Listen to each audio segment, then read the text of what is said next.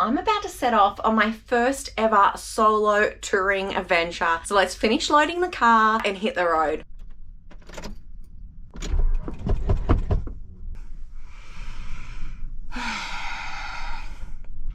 So my trip is off to a good start, isn't it?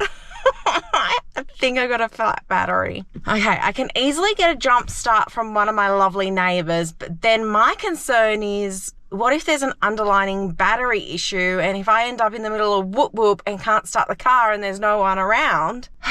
The adventure begins, eh? Welcome to the NRMA. If you're broken down and need roadside assistance, press 1. We're there for you any time from now within 60 minutes. Excellent, thank you very much. I need to leave in 5 minutes to get where I'm going on time, so that's not going to happen. Mr. NRMA man was really good, really friendly. He tested the battery. It said that it needed to be replaced. He was upfront and honest with me and said that they don't sell the deep cycle 4x4 batteries like the same quality as what we've got in there. He also checked the alternator and he said it's not putting through enough charge. We only just got our alternator installed 5 months ago, so if there is something wrong with it, we should be able to get it fixed under warranty. One step closer to leaving. Now the plan is to drive down to Tamworth, which is my closest battery world. Shannon is a gem. He called ahead. They have the battery that we want in stock and they're going to double check the alternator for me too. I have no idea how this trip is going to play out now. The other thing is I can't really turn the car off, but I need fuel. So NRMA guy said, do not turn it off for at least an hour. He said, because the alternator isn't charging it properly, you might not be able to start it again. I don't have enough fuel to get to Tamworth. So I'm going to try and push out my fuel as far as I can to another town. And then hopefully I've got enough charge to restart the car, but I don't run out of fuel on my way there. Wish me luck. Here we go. Oh, I hope I don't run out of fuel. I'm leaving almost 2 hours later than I was hoping to. I was actually going down to Tamworth for a 2-year-old's birthday party, family commitments, and I don't think I'm going to make it there because I have to prioritise getting this battery in. It's Saturday. We made it. Now we just got to hope that the car starts. Please start, please start, please start. Okay, let's do it. Let's put some fuel in this bad boy.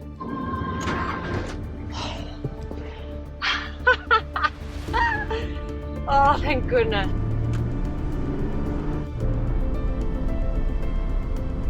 I'm doing 80 k's an hour in roadwork and I have lost all my instruments, but I know what speed I'm doing through the HEMA app. Geez, I hate driving without instruments. Can't say that I'm enjoying going down this massive hill without any revs.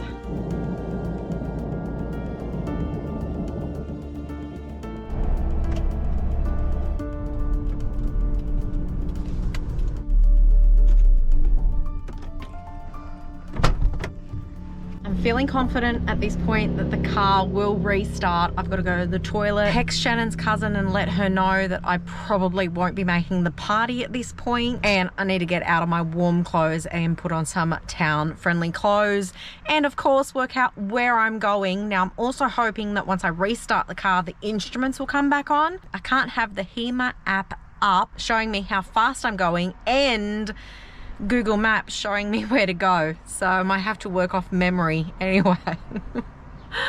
Oh, one step at a time, right? It didn't reset the instruments. Memory it is then. Good thing is I know how to get to Battery World. That's a small win. Okay, it's behind Woolies and across one block. I can do that. The battery is all fixed up. Battery World was fabulous. If you're ever in Tamworth and need a battery, place to go. They checked the alternator. They have given it the tick of approval that it's fine. I'm still a little bit hesitant to go bush without Shannon checking over it because I know I won't have service with where I had planned to take you guys, one of my favourite spots in New South Wales. I need to process that and work out what I'm doing. But for now, I need to get to the birthday party. I have my 2-year-old birthday present here. and I'm already over 2 hours late. So let's get there and then sit down and process it and work out a plan. You're probably wondering where Shannon is at this point. He's in Sydney doing some work, topping back up our piggy bank. I had a really fun little 1200k loop planned with 3 different locations to show you guys. I think I might still do it. I'm gonna go tonight to a local spot that's not too far from here that I'm familiar with, and then that way tomorrow we'll test it. Does the car start? Does it not? If everything feels normal, I think I'm gonna stick to the original plan. Let's go find camp because I'm exhausted.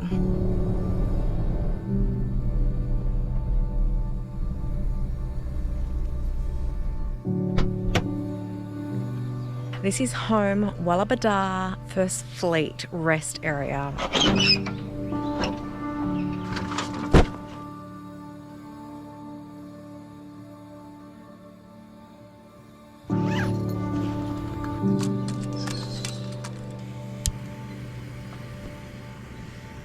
I have 2 concerns traveling solo on my own. My concern number 1 is feeling safe, being safe, and that will equal sleeping well if I feel safe. And my second concern is something going wrong with a car when I don't have service. So I'm very grateful that today I had service. That's my biggest concern. I think when it comes to safety, you get a gut instinct. And so long as you go with your gut, I think that my safety will be fine. Biggest concern is not knowing what on earth to do with this old girl if something goes wrong and I don't have service. Fingers crossed this is the end of my car dramas. Super easy dinner tonight. Tomato, tuna, cucumber and some stock. Tonight is my first official ever solo camping night. I'm feeling super safe and I think I'm going to sleep really well tonight.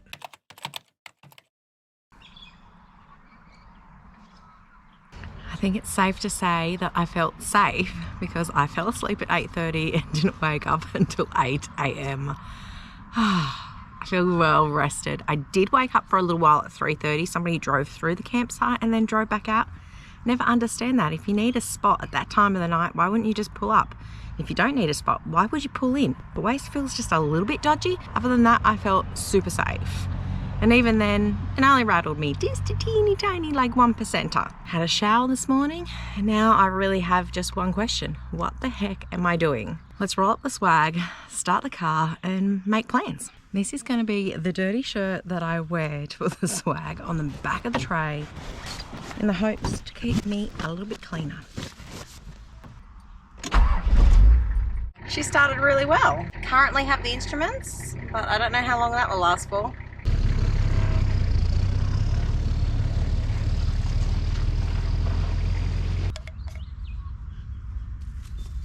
I'm missing a part. There's like a little extension hose that goes on the end that then plugs into there. Oh, I hope it's in the back.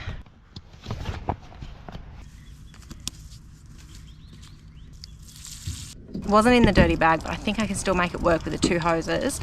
I want to just give it a little flush out too because the tank has sat empty for a while.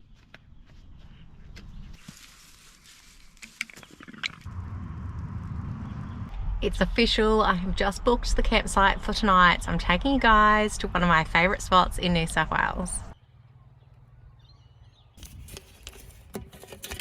If I'm being really honest, going somewhere that doesn't have service is making me feel just slightly uncomfortable. I guess this is going to just push me out of my comfort zone just a little bit. I'm sure everything will be perfectly fine. It's all what you get used to, right? We've got about a 2.5 hour drive before we get there. Here we go.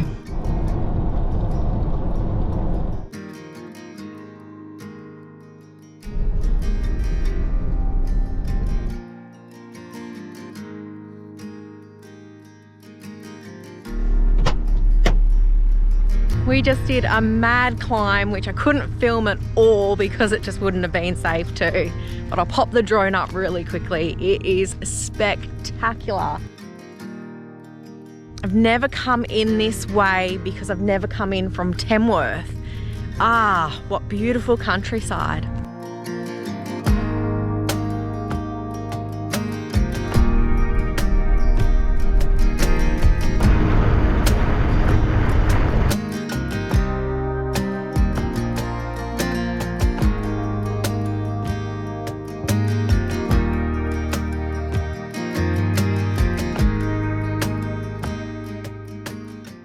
welcome to Koller National Park.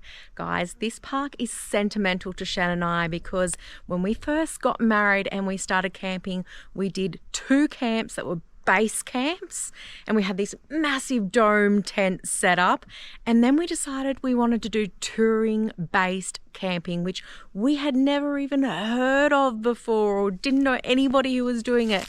And this was the very first spot that we stopped on our very first ever touring camping trip. Welcome.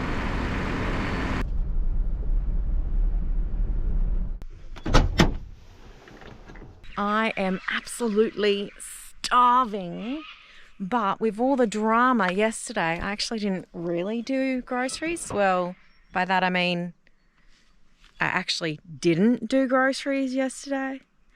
So we can make do though. All I've actually packed is what I had at in the fridge at home. Not many options, I'm afraid. Yum. I actually have some yogurt that needs to be eaten, so let's chuck in some berries, some nuts, some seeds.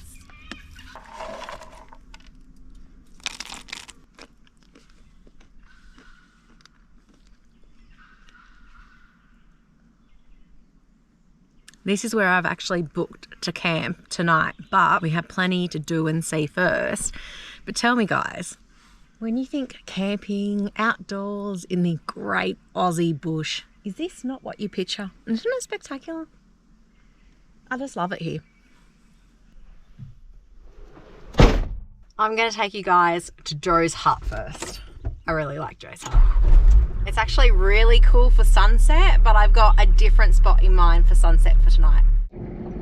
I absolutely love it in here. Like, seriously, I love it in here. It just feels like home. And I don't know if that's because I grew up near the Blue Mountains and I spent a lot of time in the Blue Mountains. The bush to me is more homey than what the coast feels like. This is home. I love the cooler temperature. It's just beautiful. Is that not just like the quintessential Aussie bush? Ah, stunning, eh?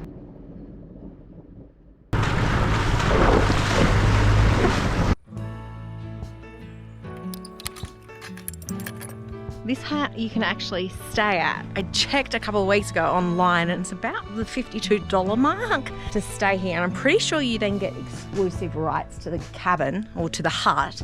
You can stay inside or you can stay outside. It's a pretty cool little spot.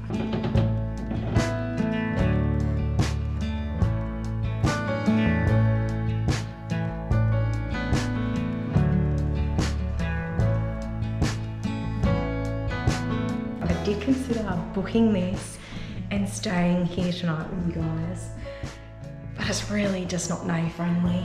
I am a little bit precious and I thought that this might creep me out, like if it had creaks in the night or if there were mice or something.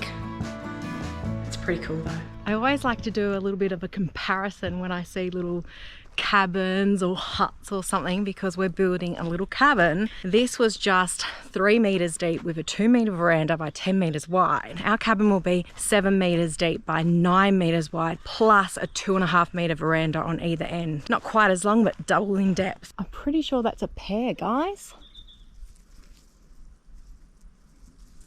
Little itty bitty bubby pears. Look how massive this tree is.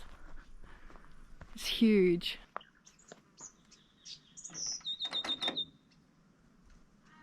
Ooh, a functioning outhouse. One of the things I absolutely love about this national park is that there's always people around, but it's never busy. So like, for example, when I first pulled up here, there were 2 guys on dirt bikes, but now they're gone and it's literally just me walking out to Joe's hut.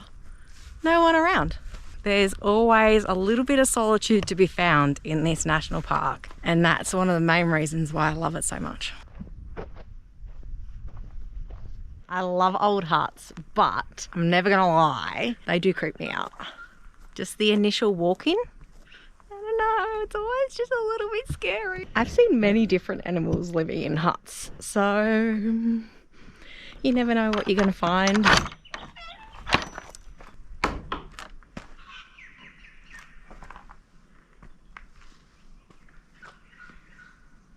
Wow. How cool is this? Shannon loves this sort of stuff. I mean, we have been here before. It's just been a very long time. I wonder how old this one is. If the other one was built in 1936, this one's so rustic, eh? Wow. This little room is like lined. Oh, crap. Oh, scared me. It was just my own reflection. It's lined with like carpet or wool or something for insulation.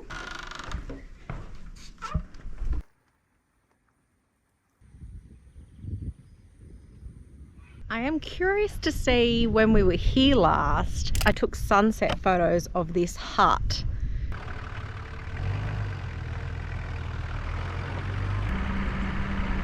It's 24 k's out to the end of the park where there's a lookout, and there's actually a really cool walk here as well, but I'm just not sure if I feel like doing that or not. But let's just get there because it'll be a beautiful drive.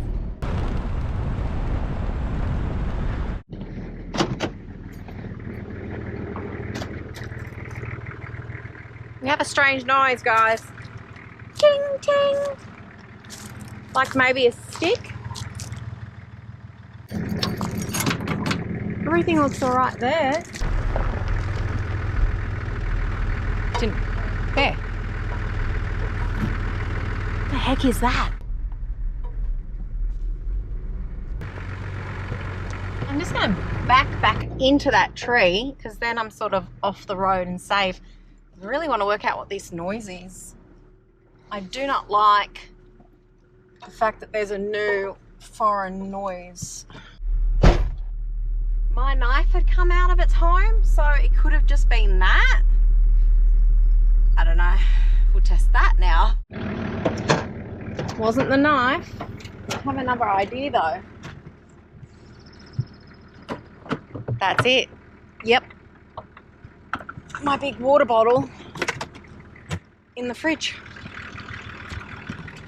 It didn't sound like mechanically sinister, but annoying and still like, well, is it doing any damage if I don't locate it and fix it? You know what I mean? I think you do.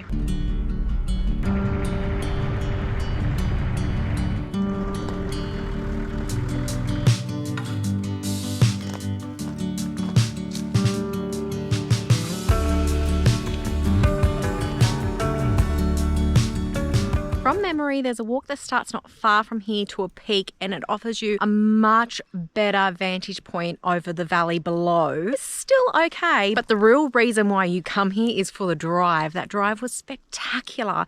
I reckon I probably averaged about 30 k's an hour, so it's definitely a long 24 k's. So I'm going to pass on the peak walk because I think that's about an hour and a half, because I think that I'm going to be running, like pushing it too tight when I've got an hour-ish drive and then an hour and a half walk with the time of day that it is. So I'm going to pass on that, enjoy this for a little bit longer, and drive back ready to do our sunset tonight.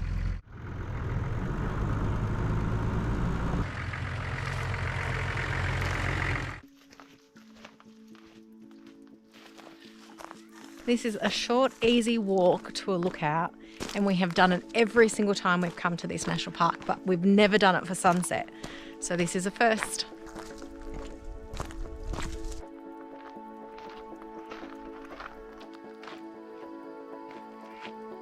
Isn't this pretty? We're not even at the end yet.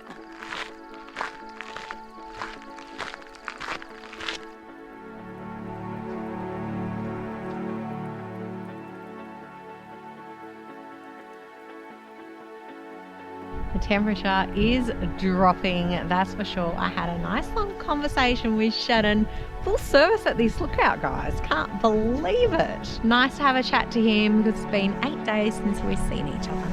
He's away for 3 weeks this time, but I'm actually going to see him in a couple of nights' time and stay a few nights in Sydney with him, which will be really good. It's so pretty here.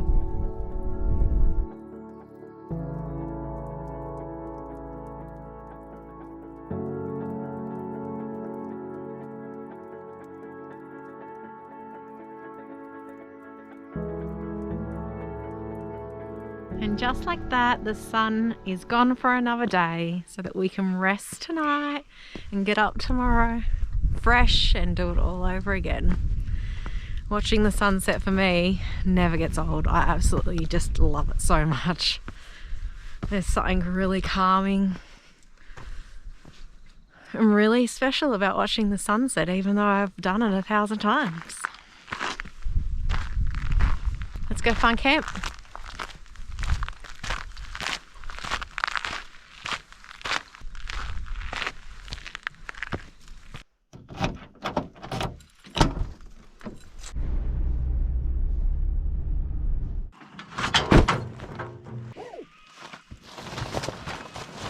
Tonight is full of firsts. It's my first time ever camping solo in a national park. It is my first time ever camping without any cell service. And it's also my first time camping without anyone around me. There is no one around me, which is awesome and slightly eerie all at the same time. Anyway, hopefully I sleep well. Wish me luck. See you in the morning.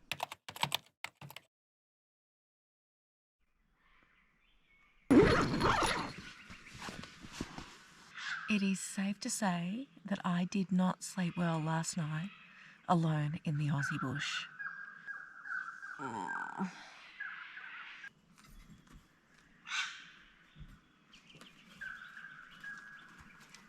slept well last night for the first 3.5 hours, and then I woke up to the sound of somebody opening up the door handle. That's not what it was, that's just what I thought I heard. And then from there I slept on and off, light, waking up to every sound and having the weirdest, craziest and most disturbing dreams of my life. It really wasn't an ideal sleep. I think maybe being on my own completely spun my mind out a little bit, knowing that there was no one around. I don't know. I definitely slept better on the first night when I knew that there were people around that I thought looked perfectly safe to be near.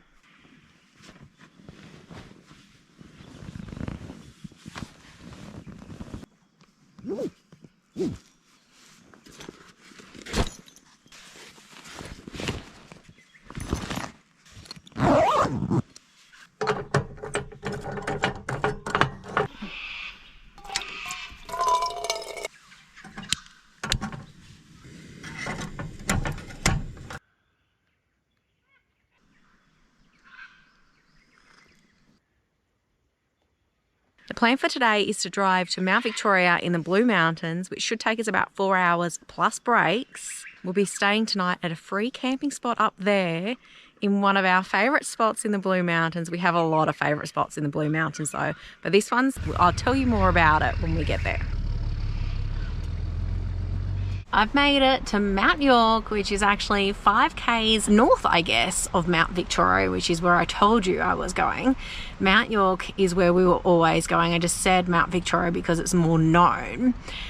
But I am so close to Shannon and I am so tired. All I want to do is keep driving. I do have a big day planned for tomorrow, which is a whole separate video, but I just don't know if I've got enough energy for it.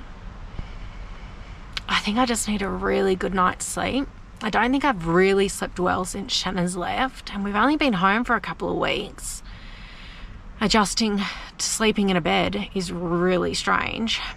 And then he's been gone, so yeah, I think I just need a really good night's solid sleep with no disturbance, no lightness. But for now, I'll just start with some water.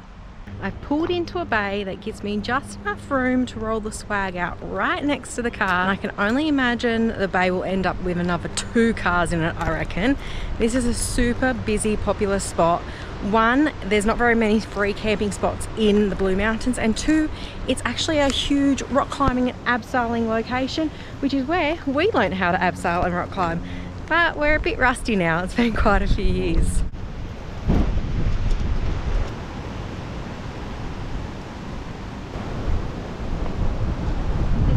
It's actually got a similar vibe to yesterday's lookout, except heaps more built up. I feel like I've been coming here my whole life and I have never seen it this dense. I have never seen it with this much undergrowth. It's insane. I'm not sure if this got burnt out in the 2019 fires. I guess it could be new growth from that.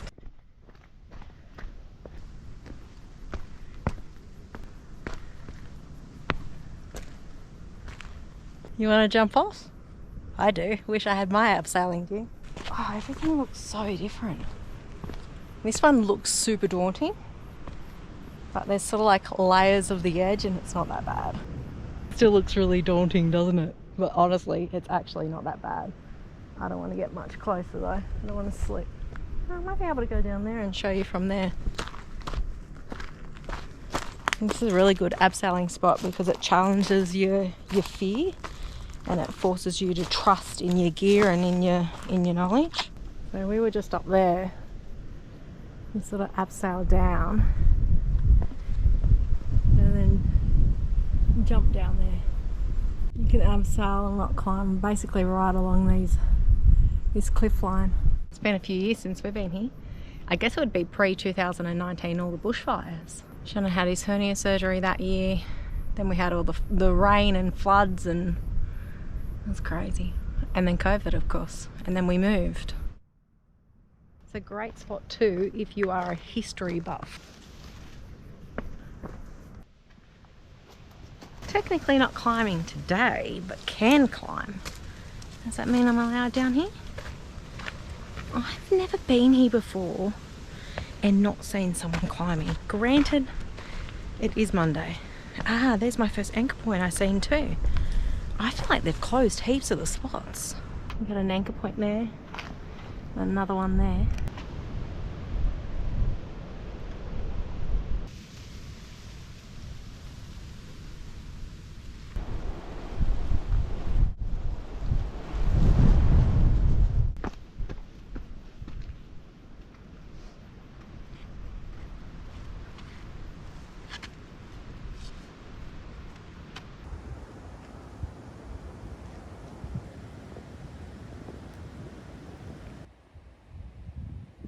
I'm feeling quietly confident that tonight is going to be a good night's sleep. Good morning, guys. I actually slept well last night. That is the best sleep for the trip. The first night was my second best sleep, and the night before last was definitely by far my worst. I am currently in Katoomba on Narrow Neck Track, about to go down to the Golden Staircase and out to Mount Solitude. I'm doing a physical challenge which I have called Climbing Mount Everest in New South Wales, which is a 10-week challenge. I'm not sure yet how I'm going to post it, whether it's going to be a Thursday special or not, but keep your eye out for that one because it's been good fun already, and this is only the second video. Catch you guys next time. Thanks for watching. Bye.